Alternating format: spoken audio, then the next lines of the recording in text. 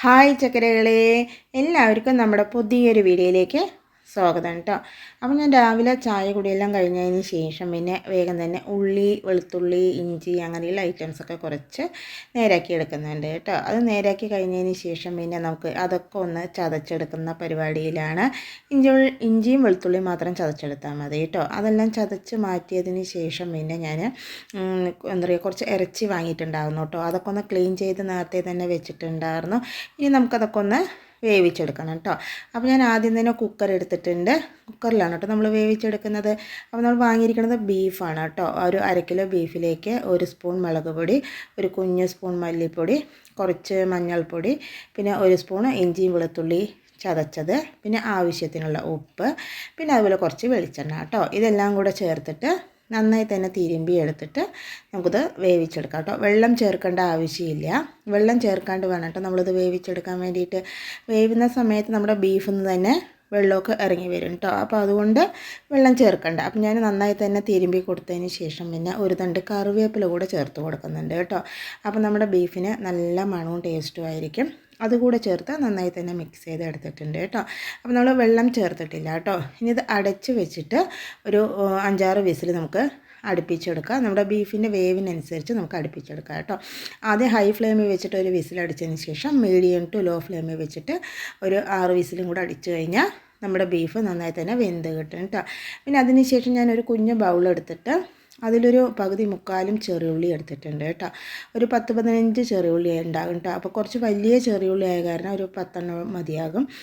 ഞാനൊരു 15 ചെറിയുള്ളി എടുത്തിട്ടുണ്ട്. അതൊന്ന് വൃത്തിയാക്കിയതിന് ശേഷം നീളത്തിൽ അതൊന്ന് കട്ട് ചെയ്തെടുക്കുന്നുണ്ട് കേട്ടോ. അപ്പോൾ നമ്മുടെ കുക്കർ വിസിലടിച്ച ശേഷം ഞാൻ പിന്നെ ഇപ്പുറത്തേക്ക് അടുപ്പിൽ വെച്ചിട്ട് ഒന്ന് അടുപ്പിച്ചെടുക്കുന്നുണ്ട് കേട്ടോ. പിന്നെ നമ്മൾ ചോറിനുള്ള വെള്ളം വെച്ചിട്ടുണ്ട്. അതൊന്ന് ചൂടായി വരട്ടെ. അപ്പം ഞാൻ കുറച്ച് അരി കൊണ്ടുവന്നിട്ടുണ്ട് കേട്ടോ. കഴുകി കൊണ്ടുവന്നാണ് 2 ഗ്ലാസ് മട്ടേരി. അതിലേക്ക് നമ്മൾ അരിഞ്ഞ് മാറ്റി വെച്ചിട്ടുള്ള നമ്മുടെ ചെറിയുള്ളി ചേർത്ത് കൊടുക്കുന്നുണ്ട്. 1 സ്പൂൺ വെന്തയും ചേർത്ത് കൊടുക്കുന്നുണ്ട്. 1 മുറി തേങ്ങ ചേർത്ത് കൊടുക്കുന്നുണ്ട് കേട്ടോ. പിന്നെ ആവശ്യത്തിനുള്ള ഉപ്പ് കൂടി ചേർത്തിട്ട് നമ്മുടെ അരിയും നമ്മുടെ തേങ്ങയും നമ്മുടെ ഉള്ളിയും എല്ലാം കൂടെ നന്നായി തന്നെ മിക്സ് ചെയ്തെടുക്കുന്നുണ്ട് കേട്ടോ. അപ്പോൾ നമ്മളിന്ന് വെക്കുന്നത് തേങ്ങാച്ചോറാണ് കേട്ടോ. അത് നമ്മൾ റൈസ് കുക്കറിലാണ് കേട്ടോ വെക്കുന്നത്. അപ്പോൾ 1 ഗ്ലാസ് അരിക്ക് 3 ഗ്ലാസ് വെള്ളം എന്ന കണക്കിലാണ് എടുത്തിട്ടുണ്ടായിരുന്നത്. അപ്പോൾ നമ്മൾ റൈസ് കുക്കർ വെക്കുകയാണെങ്കിൽ ഈ അളവിൽ വെള്ളം എടുത്തിട്ട് നമ്മുടെ അരി ചേർത്ത് കൊടുത്തിട്ട് തിളപ്പിച്ചെടുക്കുക കേട്ടോ. നന്നായി തിളച്ചതിന് ശേഷം നമ്മളത് റൈസ് കുക്കറിൽ ഇറക്കി വയ്ക്കുക. പിന്നെ നമ്മുടെ അരിയുടെ വേവ് എത്രയാണോ നമുക്ക് ഏകദേശം അറിയാമല്ലോ. അപ്പോൾ നമുക്ക് ഇപ്പോൾ വാങ്ങിയിട്ടുള്ള അരി 1 മണിക്കൂർ കൊണ്ട് തന്നെ നമുക്ക് വെന്ത് വരും കേട്ടോ. അപ്പോൾ നമ്മൾ 1 മണിക്കൂർ തന്നെ കറക്റ്റായി വെള്ളമൊഴിച്ച് തിളപ്പിച്ച് അതിലിറക്കി വെച്ച് കഴിഞ്ഞാൽ നമുക്ക് കറക്റ്റായി തന്നെ നമ്മുടെ തേങ്ങാച്ചോറ് റെഡിയായി കിട്ടും കേട്ടോ.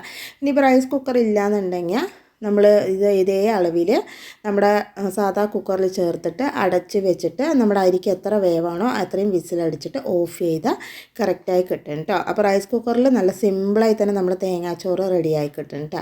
അപ്പോൾ നന്നായി തിളച്ചപ്പോൾ ഞാനത് വേഗം തന്നെ ഓടി ഇറക്കി വെച്ച് കൊടുത്തു കേട്ടോ. എന്നിട്ട് നമ്മൾ വീണ്ടും ഒരു ചീനച്ചട്ടി വെച്ച് കൊടുത്തിട്ടുണ്ട്. അത് നന്നായി തന്നെ ചൂടായതിന് ശേഷം കുറച്ച് വെളിച്ചെണ്ണ ഒഴിച്ച് കൊടുക്കുന്നുണ്ട് കേട്ടോ. അത് നന്നായി തന്നെ ഒന്ന് ചൂടായി വരട്ടെ. അത് നന്നായി ചൂടായതിന് ശേഷം ഞാൻ അതിലേക്ക് 2 വലിയ ഉള്ളി എടുത്തിട്ടുണ്ട് കേട്ടോ. 2 വലിയ ഉള്ളി നമുക്ക് മതിയാകും കേട്ടോ. അപ്പോൾ 2 വലിയ ഉള്ളി നീളത്തിൽ കട്ട് ചെയ്ത് ചേർത്ത് കൊടുത്ത് അതിലേക്ക് ആവശ്യത്തിനുള്ള ഉപ്പ് കൂടെ ചേർത്ത് കൊടുത്തിട്ട് നന്നായി തന്നെ ഒന്ന് മിക്സ് ചെയ്തെടുക്കുന്നുണ്ട് കേട്ടോ. ഇനി നമ്മുടെ വലിയ ഉള്ളി നന്നായി തന്നെ ഒന്ന് വഴണ്ട് വരണം കേട്ടോ. ഏകദേശം നമ്മുടെ വലിയ ഉള്ളി നന്നായി തന്നെ വഴണ്ട് വന്നിട്ടുണ്ട്. ഇനി നമ്മളിതിലേക്ക് പൊടികൾ ചേർത്ത് കൊടുക്കുന്നുണ്ട് കേട്ടോ. കുറച്ച് മഞ്ഞൾപ്പൊടി, 1 സ്പൂണ് മല്ലിപ്പൊടി, 1 സ്പൂൺ മുളക് പൊടി, പിന്നെ അതുപോലെ തന്നെ ഇഞ്ചി വെളുത്തുള്ളി ചതച്ചത്, ഇതെല്ലാം ചേർത്ത് നന്നായി തന്നെ മിക്സ് ചെയ്തെടുക്കുന്നുണ്ട് കേട്ടോ. അപ്പോൾ എരിവ് നോക്കിയിട്ടൊക്കെ ചേർത്ത് കൊടുക്കുക കേട്ടോ. നമ്മൾ അതിലും കുറച്ച് എരിവ് ചേർത്തിട്ടുണ്ട്. അപ്പോൾ അതിനനുസരിച്ചിട്ട് മസാല ചേർത്ത് കൊടുക്കുക കേട്ടോ. അപ്പോൾ ഞാൻ ഇതെല്ലാം കൂടെ ചേർത്ത് നന്നായി തന്നെ ഇതിൻ്റെ പച്ചമണമൊക്കെ ഒന്ന് മാറി വന്നതിന് ശേഷം ഒരു തക്കാളി ചേർത്ത് കൊടുക്കുന്നുണ്ട് കേട്ടോ.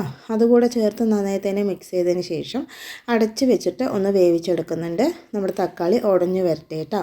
ഈ സമയം കൊണ്ട് വിസിലൊക്കെ അടിച്ച് നമ്മുടെ ബീഫ് ആവിയൊക്കെ പോയി റെഡി ആയിട്ടുണ്ട്. നന്നായി തന്നെ വെന്ത് വന്നിട്ടുണ്ട് കേട്ടോ. അപ്പോൾ നമ്മളൊരു 6-7 വിസിൽ അടുപ്പിച്ചെടുത്തിട്ടുണ്ട്. വെള്ളം കണ്ടോ, അതൊന്ന് തന്നെ ഇറങ്ങി വന്നിട്ടുള്ള വെള്ളമാണ് കേട്ടോ. അങ്ങനെ കുറച്ച് നേരം കഴിയുമ്പോഴേക്കും തന്നെ നമ്മുടെ ഉള്ളിയല്ല തക്കാളി കുറച്ചൊക്കെ നന്നായി തന്നെ വഴണ്ടി വന്നിട്ടുണ്ട് കേട്ടോ. അപ്പോൾ ഞാൻ നന്നായി തന്നെ മിക്സ് ചെയ്ത് കൊടുക്കുന്നുണ്ട്. എന്നിട്ട് നന്നായി തന്നെ ഉടച്ചിട്ട് ഒന്നുകൂടെ ഒന്ന് മിക്സ് ചെയ്ത് എടുത്തിട്ടുണ്ട് കേട്ടോ. ഈ സമയം കൊണ്ട് നന്നായി തന്നെ നമ്മുടെ തക്കാളി വെന്ത് വന്നിട്ടുണ്ട്. ആ വെന്ത് വന്നതിലേക്ക് നമ്മൾ വേവിച്ച് മാറ്റി വെച്ചിട്ടുള്ള നമ്മുടെ ബീഫ് ചേർത്ത് കൊടുത്ത് ഒരു 1/2 ഗ്ലാസ് വെള്ളം, നമ്മുടെ കുക്കർ കഴുകിയിട്ടുള്ള വെള്ളം കൂടെ ചേർത്ത് കൊടുത്ത് നന്നായി തന്നെ മിക്സ് ചെയ്തെടുക്കുന്നുണ്ട് കേട്ടോ. ഇനി എല്ലാം കൂടെ കിടന്നിട്ട് നന്നായി തന്നെ മിക്സ് ചെയ്ത് റെഡിയായിട്ട് വരണം കേട്ടോ. അപ്പോൾ നിങ്ങൾക്ക് ചാറ് കൂടുതൽ വേണമെങ്കിൽ വെള്ളം കൂടുതൽ ഒഴിക്കാം കേട്ടോ. ഞാൻ കുറച്ച് അരളം എന്നുള്ള കറിയായിട്ടാണ് കേട്ടോ വെക്കുന്നത് നമ്മുടെ ബീഫ്. അതുകൊണ്ട് ഞാൻ അധികം വെള്ളം ചേർത്ത് കൊടുത്തിട്ടില്ല.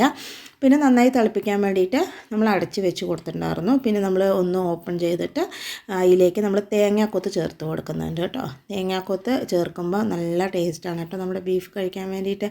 അങ്ങനെ തേങ്ങാക്കൊത്ത് കൂടെ ചേർത്ത് കൊടുത്ത് നന്നായി തന്നെ ഒന്ന് മിക്സ് ചെയ്തിട്ട് അടച്ച് വെച്ചിട്ട് വീണ്ടും കുറച്ച് നേരം നമ്മൾ ചെറിയ തീയിൽ വേവിച്ചെടുക്കുന്നുണ്ട് കേട്ടോ. ഇതെല്ലാം കൂടെ നന്നായി തന്നെ വെന്ത് റെഡിയായി വരുമ്പോൾ ഒന്നുകൂടെ നല്ല ടേസ്റ്റായിരിക്കും കേട്ടോ. ഞാനത് ഒന്നുകൂടെ ഒന്ന് അടച്ച് വെച്ച് കൊടുക്കും. ഇതൊന്ന് നന്നായി തന്നെ ഒന്ന് റെഡിയായി വരട്ടെ കേട്ടോ. കുറച്ച് നേരം കഴിയുമ്പോഴേക്കും തന്നെ നമ്മുടെ ബീഫും തേങ്ങാക്കൊത്തും എല്ലാം കൂടെ ചേർന്ന് നന്നായി തന്നെ എണ്ണയൊക്കെ തെളിഞ്ഞ് കറക്റ്റായി തന്നെ വന്നിട്ടുണ്ട് കേട്ടോ. ഇനി നമ്മൾ ഇതിലേക്ക് കുറച്ച് പൊടികൾ ചേർത്ത് കൊടുക്കുന്നുണ്ട്. ഒരു 1/4 സ്പൂണ് നമ്മുടെ ഗരം മസാല, ഒരു കുഞ്ഞു സ്പൂണ് നിറയെ കുരുമുളക് പൊടി കേട്ടോ.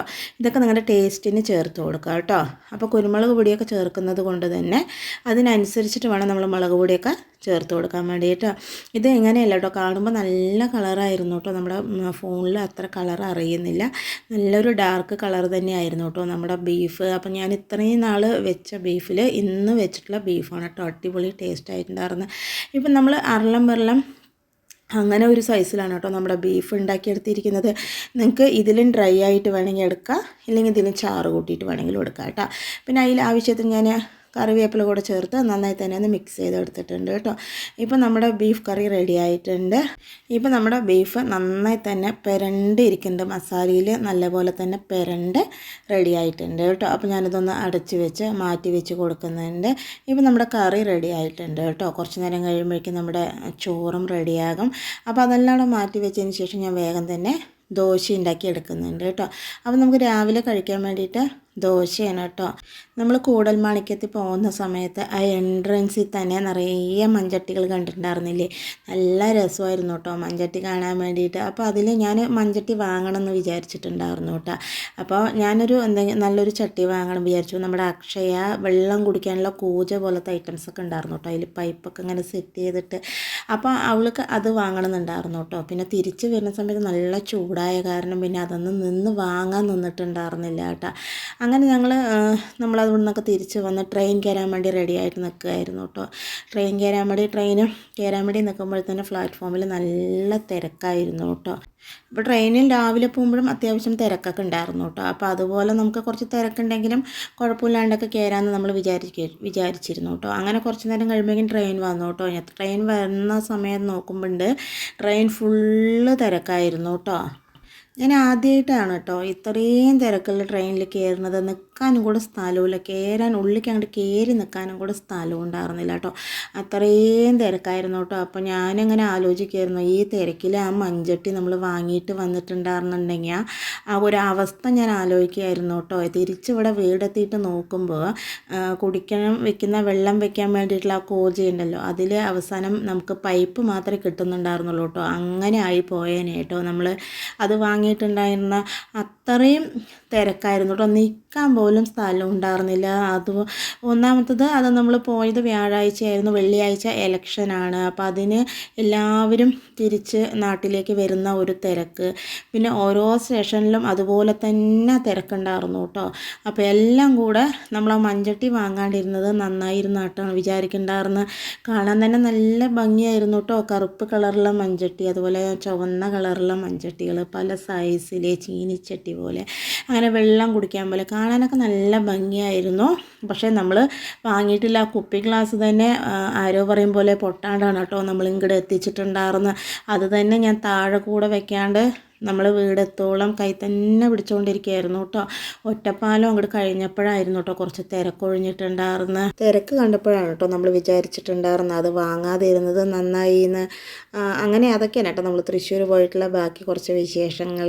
പിന്നെ എന്താ പറയുക, നമ്മൾ തേങ്ങാച്ചോറ് നമ്മൾ നന്നായി മിക്സ് ചെയ്തത് നിങ്ങൾ കണ്ടിട്ടുണ്ടാവുള്ളൂ അല്ലേ? നല്ല കറക്റ്റായി തന്നെ കറക്റ്റ് പരുവത്തിൽ നമുക്ക് കിട്ടിയിട്ടുണ്ട് കേട്ടോ. അപ്പോൾ നമ്മൾ കഥ പറയുന്നിടയിൽ നമ്മളത് പറയാൻ വിട്ടുപോയതാണ്.